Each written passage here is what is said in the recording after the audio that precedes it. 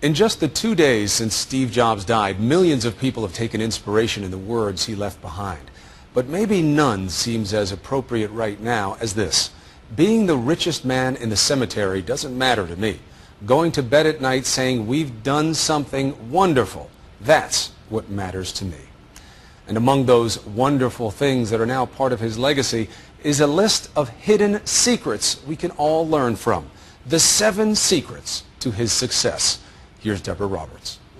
How is it that a college dropout who landed in his parents' garage, who was once kicked out of his own company, could cast such a dazzling spell, turning the inconceivable into things we can't live without? Maybe down to 61 degrees in San Francisco. What did Steve Jobs know that we don't?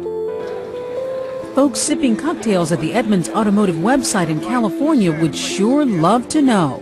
You don't have to try to emulate Steve Jobs, but the techniques that he has honed over time are the ones that will work for anybody.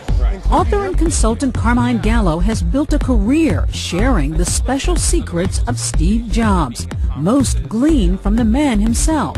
Sometimes life's going to hit you in the head with a brick. Don't lose faith.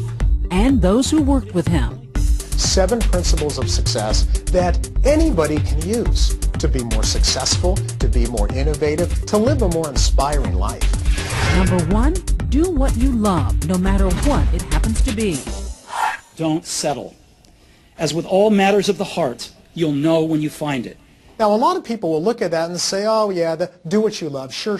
We all hear that. But is that really the secret of success? Passion is everything. I think a lot of people embody the Steve Jobs model, but don't know that they're doing so. So Rachel Ray did what she loved. She was giving cooking classes at Macy's for nothing.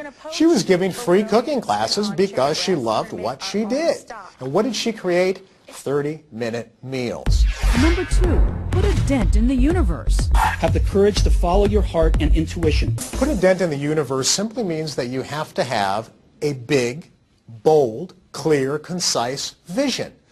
I like to say that your vision should fit in a Twitter post. Think about this. John Kennedy in 1961 had a clear, concise vision that was under 140 characters. If Twitter had existed that day, he could have tweeted it. I believe that this nation should commit itself to achieving the goal before this decade is out of landing a man on the moon. The 3rd secret might surprise you. The man who sold 315 million iPods believed you should say no to 1,000 things. How do you become a success by saying no? You have to focus. And this is something that applies to our businesses and our lives. Reduce the clutter. Make it simple. In 1997, when he returned to Apple, Apple was close to bankruptcy. He took 300 products and condensed them to 10. We've got to get the spark back with the developers. Just all about streamlining. And Jobs honed not just products, but people. Robert Pringley worked with him starting in 1977.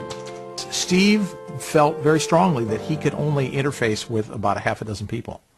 And so therefore he had to concentrate at any given moment on who were the half a dozen most important people in his life. And if you are in the top 6, you get all my time. If you fall off, if you're number 7 or 57, I don't know you. Simplicity in everything, even down to the trademark black turtleneck and jeans. In latter years, he decided that he would wear the same outfit every day so that he didn't have to think about it. No one had to think about it. There were no decisions. Secret number 4, kickstart your brain by doing something new, like the time Jobs took a trip to India with his college buddy Daniel Kotke. He's the one who proposed the trip. He had shaved his head. His inquiring mind is something that certainly contributed to his success in life. Thinking differently led Jobs to make unexpected connections. The inspiration for the Apple Store came from the 4 seasons. That's why when you walk into an Apple store, you will not find a cashier. You'll find a concierge. Walk to the back of the store, and there's a bar. It doesn't dispense alcohol, but it dispenses advice. And if you're running a business, number 5 may be what you need to hear. Sell dreams, not products.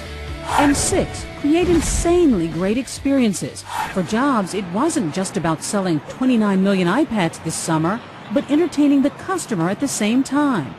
How can I innovate at my small pizza parlor or my small store, my retail shop? Innovation means creating an experience for your customer. And one of Jobs' most important secrets, 7, master the message. He wasn't born a naturally gifted presenter. In the mid-'70s, it was Steve Jobs' first live television interview.